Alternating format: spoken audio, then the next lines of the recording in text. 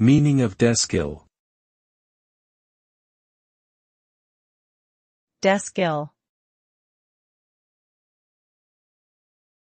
Deskill. Deskill.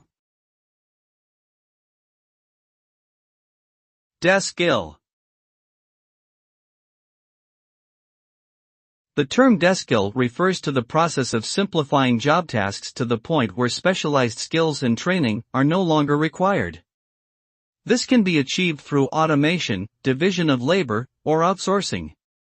The result of dekilling is a decrease in the value placed on workers' skills, leading to lower wages and decreased job security.